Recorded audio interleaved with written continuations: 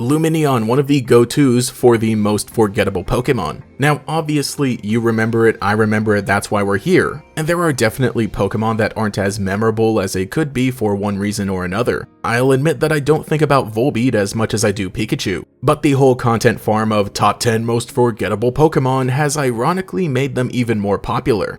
So yeah, Lumineon, the funny little fish that I actually really like. When it comes to fish Pokemon in general, I think they have the most potential to just kind of get lost in the crowd. For one thing, water is the most common type in all of Pokemon. And for good reason, there's a lot of water in our real world and the Pokemon world would naturally reflect that. And when it comes to the designs, there are a lot of different shapes, themes, and creatures that you could base a Pokemon off of. Regular fish will have a hard time standing out. But when it comes to Lumineon and its pre-evolution Finneon, I feel like they've got a lot going on. Sure, Finneon might look like a normal fish at first glance, but it is only the first form of this evolution line. Even visually, it has a unique tail shape and some fun Pokédex entries that detail how it spends most of the day near the surface to absorb sunlight so that during the night, its body can glow. Apparently, it's even called the Beautifly of the Sea. That makes sense when both of these Pokemon take inspiration from the butterfly fish and probably even the African butterfly fish. Lumineon really brings things up a notch with its design. Now it has a distinct silhouette which is anything but forgettable. I love the colors of this Pokemon so much, especially with how they're balanced in the pattern across its body. And checking out the Pokédex, its bioluminescence is further emphasized with how it's able to glow without needing to absorb sunlight first. In the video games, we even get to see it glow, which is so cool. I love when other deep sea Pokemon do this. In fact, I also love how we learn a little more about how it lives alongside these other Pokemon. The Dex entries mention things like how Wingull will swoop down to capture Finneon, or how Lumineon loves to prey on Starmie while having a rivalry with Lantern. It all makes the world of Pokemon feel more fleshed out, building an entire fictional ecosystem in the ocean. And getting to see all of this actually play out in new Pokemon Snap is just amazing. Lumineon gets a lot of representation on the ocean floor stages, actually using these small fins on the bottom to walk along the ocean floor. One of the Pokédex entries mentions that this is something it does. And in the deeper parts of the ocean, we can even see it chase after a Starmie. That thing is about to be lunch. This game overall is such a great way to see these Pokemon living in their natural habitats and interacting with each other. This is exactly what I imagine Lumineon to be like when fully realized. The only thing is that I feel in the Sinnoh games it really doesn't get a chance to be shown in this way. With how the Sinnoh region is built, there's much more focus on the mountainous and snowy regions that are the center of not only the map but the story itself. Sinnoh does have some great things with the Pokemon here, but there are definitely less aquatic areas compared to the previous region. Sure, there are beaches and waters that you can cross. What I'm saying is that a vibrant deep sea Pokemon like Lumineon doesn't really work the best in Sinnoh. This fish was literally born in the wrong generation. It tried its best in Generation 4, even appearing in the anime, being owned by Zoe, a pretty important character. While not her ace Pokemon, it was still present. And of course it had its anime debut earlier in the series during the summer camp arc, and I'll probably discuss that whole arc on its own in some future video. But the point is it had a pretty significant anime debut. Lumineon would continue to be available in future Pokemon games, appearing in the wild where the oceans needed a cool fish. I feel that Lumineon was really only forgettable in the very specific case of Generation 4's Sinnoh region. It feels right at home in Unova and Alola's brighter regions that have more explorable ocean locations. It even showed up again recently in Scarlet and Violet, but I wouldn't blame you for not knowing that either, because the oceans and beaches in this game just kind of feel like a bunch of water that all blends together. Once again, not really doing any favors for these types of Pokemon. But hey, a spot in the Pokédex of a Nintendo Switch Pokemon game is already an achievement. In the last year, it made a huge splash in the trading card game. Here, there's always a chance for Pokemon to receive a new spin and become viable regardless of their stats in the video games. So Lumineon V has the ability Luminous Sign, which allows you to add a supporter card from your deck to your hand when you place it onto your bench. This helps get things moving in some decks and could hypothetically be played in any. It was even included as a promo card in one of the Trainer's Toolkit products because they knew it could be useful. In its debut set of Brilliant Stars, there is a gorgeous alternate art that allows it to exist in its own little world under the sea.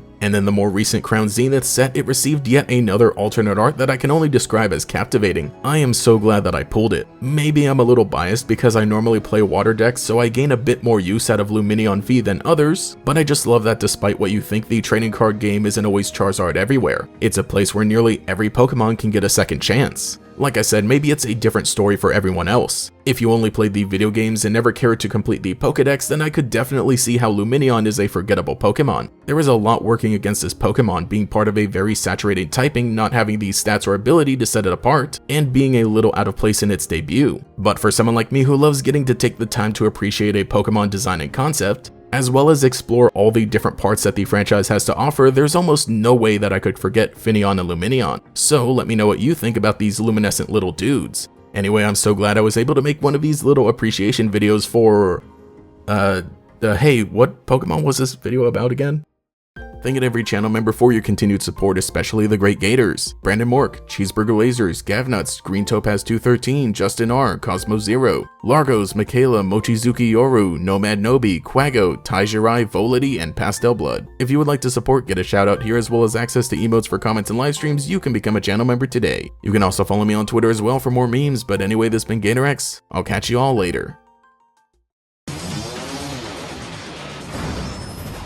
Brand new Pokemon, new evolutions, a whole new look. Pokemon trading card game Diamond and Pearl. The adventure begins. Each booster pack of 10 cards sold separately.